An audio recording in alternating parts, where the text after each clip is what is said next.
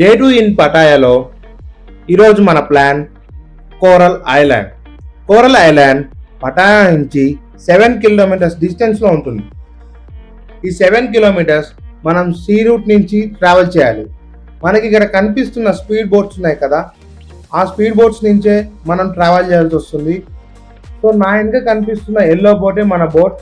ఫైనల్గా మనం coral ఐలాండ్కి start అయ్యాం. పోయేదారిలో మనకి 2 స్టాప్స్ ఉంటాయి. ఫస్ట్ స్టాప్ వచ్చేసి పారాసీలింగ్ స్టాప్, సెకండ్ స్టాప్ వచ్చేసి under sea walking. Third stop కి వెళ్ళేసరికి కోరల్ ఐలాండ్ బీచ్ కి వెళ్తాం. ఇదే మన ఫస్ట్ స్టాప్ పారాసీలింగ్ స్టాప్.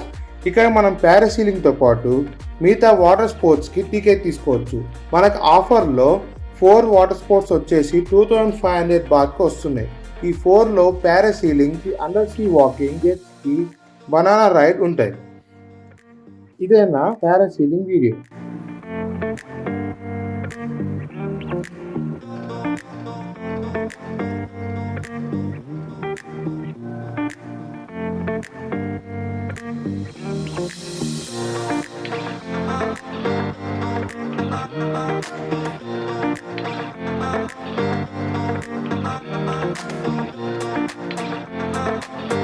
పారాసీలింగ్ అయిపోయాక మా వాళ్ళందరూ ఫుల్ జోష్తో అండర్ సీ వాకింగ్ కి స్టార్ట్ అయ్యాం.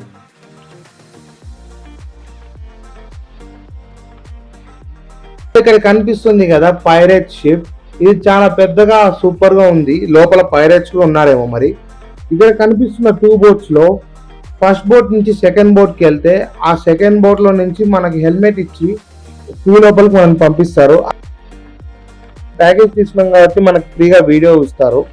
సో ఇదే ఆ వీడియో అండి.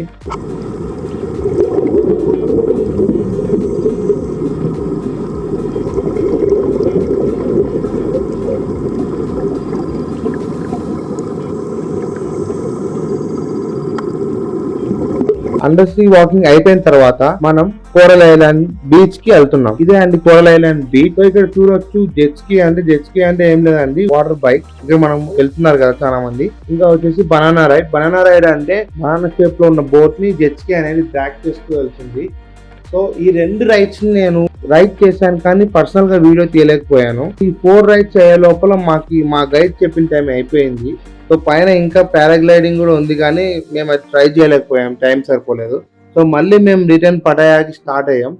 లంచ్ చేసిన తర్వాత మేము థాయిలాండ్ లోనే ఫేమస్ టెంపుల్ ఉంది. ఆ ఫేమస్ టెంపుల్లో ఏ ప్రత్యేకత ఉంది అనేది నెక్స్ట్ వీడియోలో నేను మీ అందరికి చూపిస్తాను. అంతవరకు కీప్ వాచింగ్ MYB క్రియేషన్స్.